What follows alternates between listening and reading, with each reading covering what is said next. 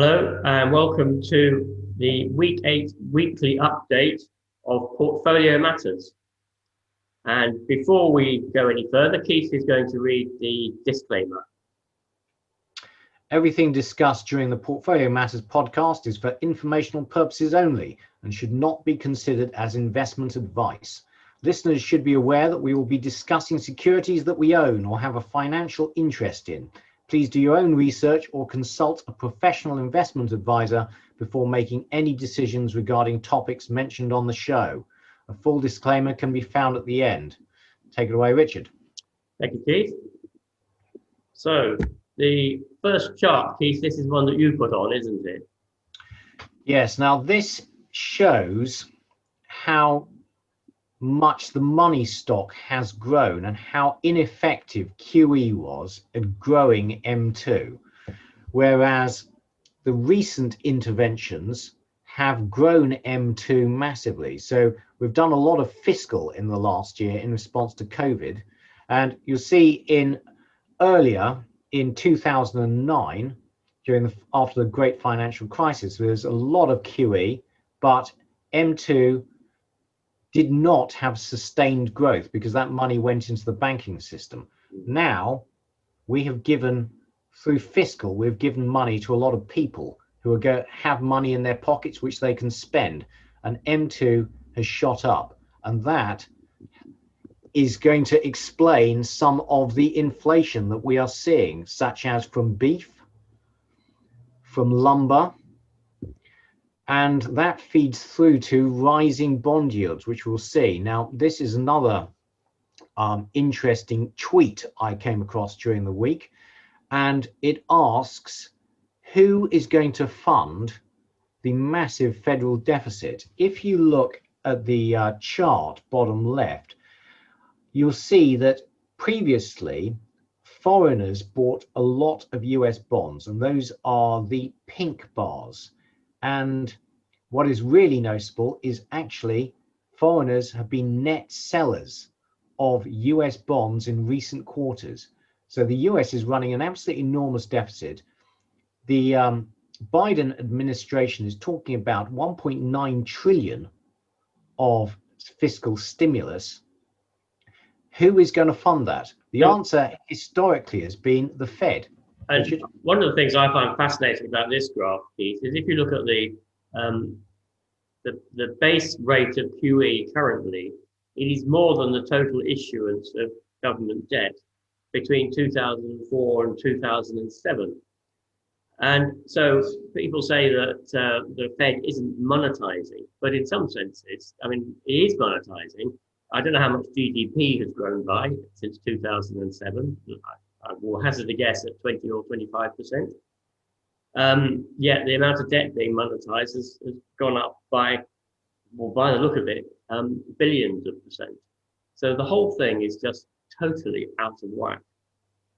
Absolutely. And the other thing, Richard, is that this chart shows that you're going to rely on the Fed to buy a load of US debt, but the other main buyer is US pension funds.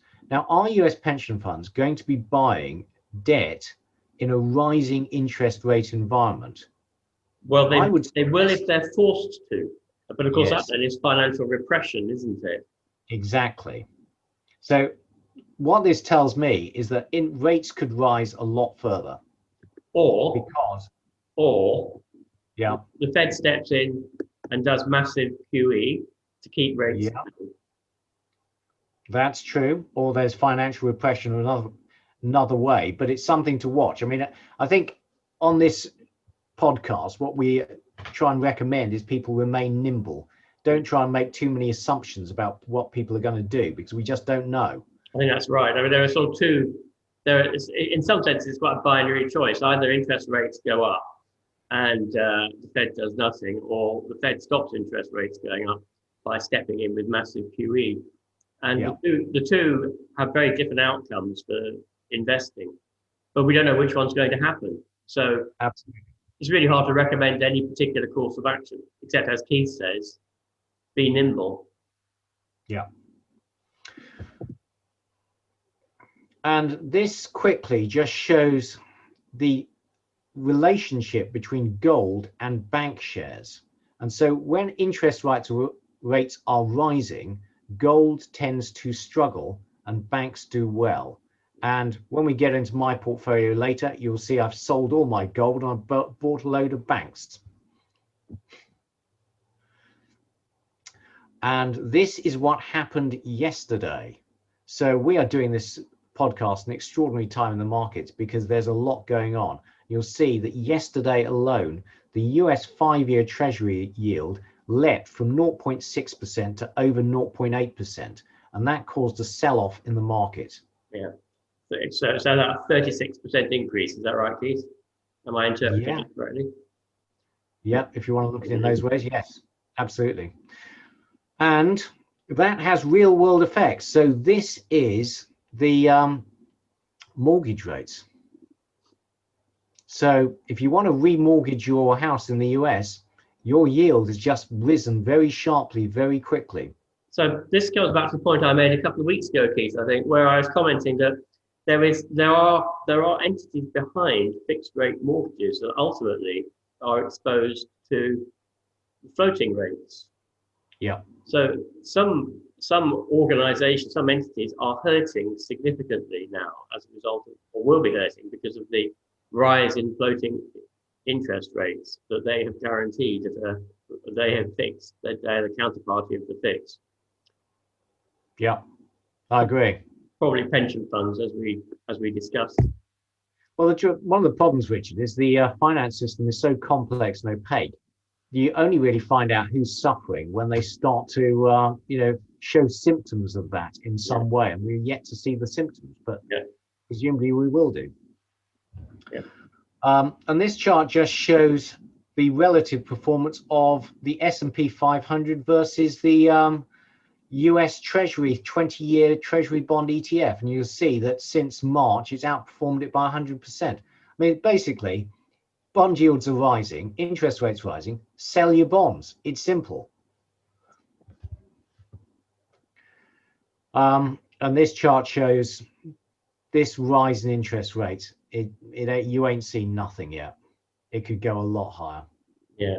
So we're currently at a real yield of about -0.5%, but we could go up to a real yield of +0.5% if we follow the same over the course of 6 months or so, if we follow the same path as 2012 to 13. And also, Richard, in 2013, we didn't have strong M2 growth. Yes. We didn't have strong inflation. And that would be another 1% added to rates, which would take the graph we looked at a short while ago from 0.8 to 1.8%. Yeah. Yeah. And as bonds yields rise, so long duration assets such as technology companies, all of whose earnings are in the future sometime, they should do badly. And if you look at the historic relationship between 10-year yield and technology, you'll see that when bond yields rise, technology shares do really badly. Yeah, and I think a lot of people have sat looking at the Nasdaq in astonishment since late spring, early summer, wondering what's going on, because the valuation metrics don't make any sense in what we would consider to be a normal world.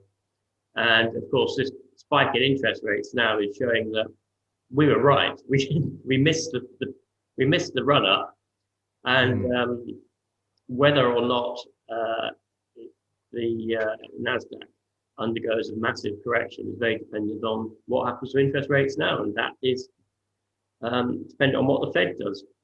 Yes, I agree.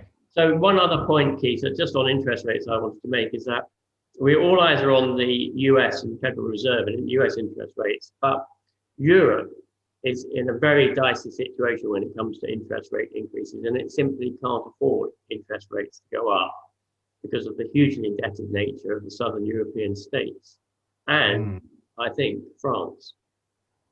Yes, that's very true. And it's something we should cover in more depth at some stage, because everywhere I read that France is the most indebted country in the world, but I'd like to understand that a bit more. Now, one of the things I personally look at is the spread of Greek, Spanish, and Italian bonds over the bunds, German bunds, and those have started to pick up, but they're still at very subdued levels, but I will continue to look at them. And I guess the question is, what might the ECB do if it feels that spread is getting too large? And all it can do, I think, is more QE, isn't it? That's right, but it would have to preferentially buy Greek and Italian bonds, and the Germans would have to be happy with letting them. And I think currently it can't do that, can it, under its constitution? Well, the reality is it has been, actually. Has it? The COVID funds have been preferentially given to Southern Europe. So I think we just have to wait and see. But very complex indeed. Okay, so this is what happened in equity markets last week. The FTSE All Share crept up, but the rest of the world had a bad week. In particular, the Nasdaq was down 5%. Bitcoin was down almost 12%. Did you say that with a smile on your face, Keith?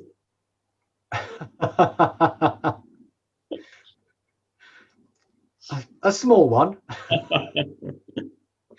A smirk. Okay, so in contrast, metals prices had an absolutely extraordinary week. So copper was up 11% from very elevated levels. And so what the market is saying is it is fully buying into the reflation trade now. Yeah. Richard? So this is just a graph that shows the increase in the last couple of months of various commodities, gasoline, lumber, copper, and the CRB, and CRB being the one in pink. And we just see this extraordinary rapid rise in commodity prices. Yeah. And this is the CRB index, which has gone up again over the last week. And it's now at the highest level it's been at for 6 years, 2015, early 2015. And last week we said we'd tell you what the consistency of the index was. So it is 39% energy, 41% agriculture, 7% precious metals, and 13% base and industrial metals. So oil and agriculture, energy, oil and gas, I guess, and agriculture are the most significant constituents. And just the huge rises in commodity prices. Absolutely extraordinary. The fact that the timeline for that chart is only 2 months. Yes, amazing. It is, isn't it? Yeah. So okay. Gold and silver have had poor weeks, as has platinum. Rhodium is flying. Palladium is doing very well. It's unclear to me why gold, silver, and platinum should be doing poorly when all other commodities appear to be doing so well, Keith. Well, I think there's a difference here between industrial metals like rhodium and palladium and precious metals.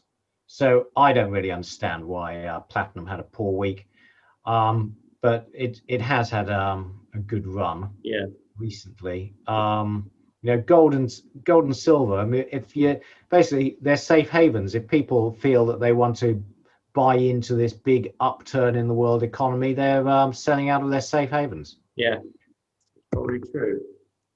There's Keith's favourite chart, the seasonality, and you can see at the end of February, we actually seem to be following this quite closely, Keith, don't we, so far this year? We're having rubbish last week in February, and that's what this equity clock predicted. Yeah. We need to update the chart, Keith. It says a January sell-off is normal. Yes, you're right. And this table is rates, which, rising continually. These are UK rates which have risen strongly in the 5, 10, 20 and 30 years. Now you'll notice the biggest rise was in the 5-year, but I mean that is still only yielding 0.33%. Yeah. So moving on to Richard's portfolio activity this week. Thank you, Keith. So not a good week for me, down 6.3%. That is because of my cryptocurrency and precious metal mining holdings. So a very good week last week, or not very good week this week. Purchases, I bought some Rolls-Royce and some Geiger Counter Investment Trust.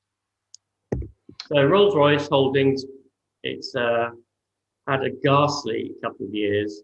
I think it had serious cash flow problems even before COVID started and went through some significant reorganizations, got knocked for six by COVID.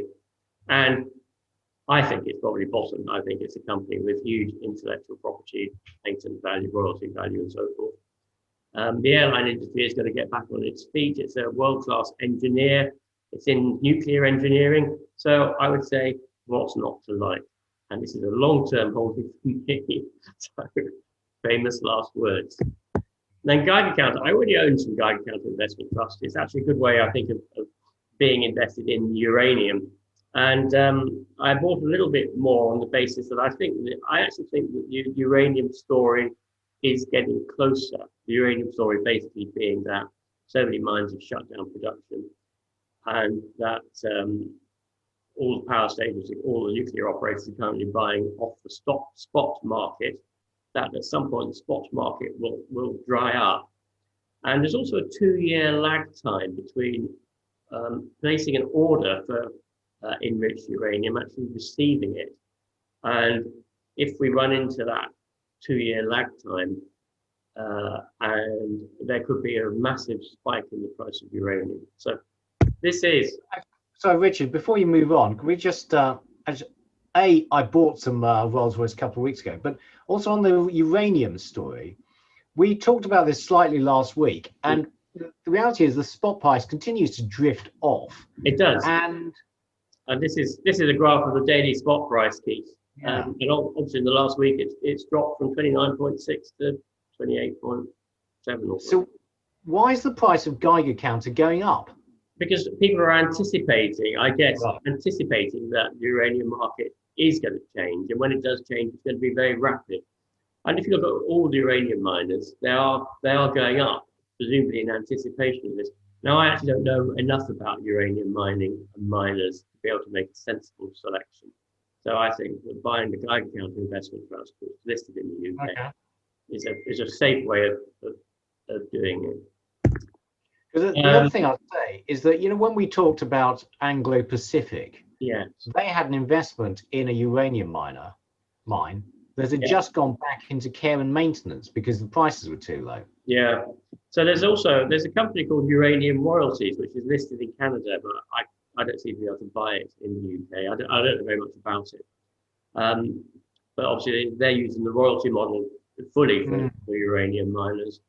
I suspect that the price of uranium is going to start going up at some point. I just think everybody's being caught out as to when it's going to happen, and it may still be a long time away. Okay. Lithium carbonate, as we commented, is up. So there's the price of lithium carbonate. There's Zinnwald Lithium PLC, which is not reflecting the increase in price. I sit and hope. Well, the thing is, Richard, I know you're going to do a presentation on a coal mine, and I think Zinnwald is currently in the Value Valley. Yes. Where, the resource has been defined, everyone got excited, and now comes the slow grind of trying to get the mine into operation. You are probably right, Keith. You're probably right. So good. That's good analysis. So anyway, I think it's undoubtedly a viable operation. And is it Albemarle who own 50% of it? So Bacanora, that's right. Yeah.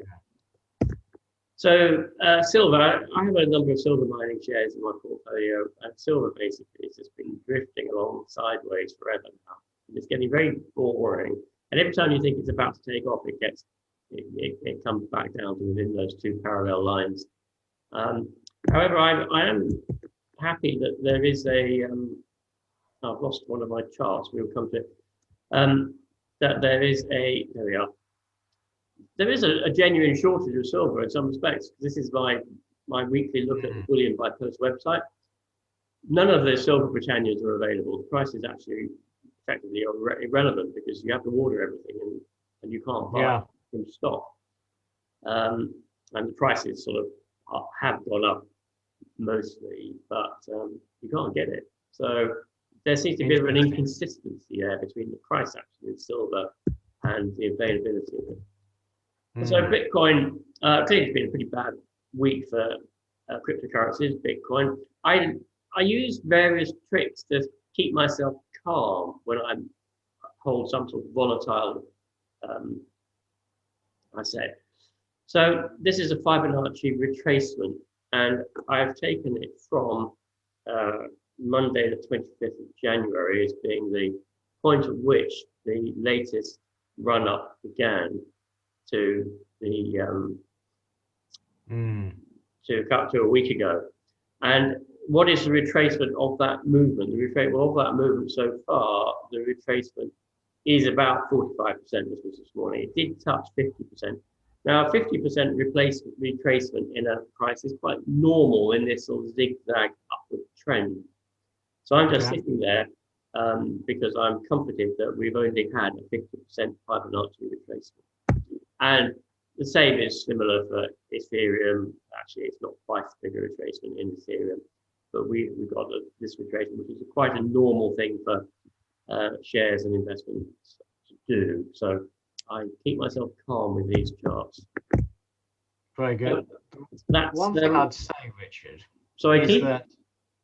Well, what I would say is that Bitcoin and Ethereum, you know, they're alternatives to currency, and rising interest rates mean that real money like dollars, pounds has value again. People want to pay you to borrow it. Yeah. And I wonder, frankly, whether Bitcoin and Ethereum will struggle going forwards as interest rates rise. Yeah, I mean, you may be right, Keith. I agree. I think so. I've always maintained that the main reason I own Bitcoin and Ethereum is because of their utility within the decentralization world and the change in a lot of technologies that's going to come over the next few years. And if you remember the chart I showed of the network effect of how the price seems to follow the number of users. But there may well be some people who are buying it as an alternative to gold and therefore are selling it because interest rates are going up. But that's not my main thesis. And my main thesis is not that it's a store of value, particularly. It's to do with the change in technological development that we've got. So that's me, Keith. Let me stop the share. And would you like to go through your week? Okay, thank you, Richard. So I had a very good week. Well done. I was up 3.9% because, frankly, I've got loads of commodity stocks. And finally, my UK listed oil companies decided to follow the oil price. They're still a long way behind, but you know, BP, my investment in BP is positive now, which is some sort of an achievement. Very good.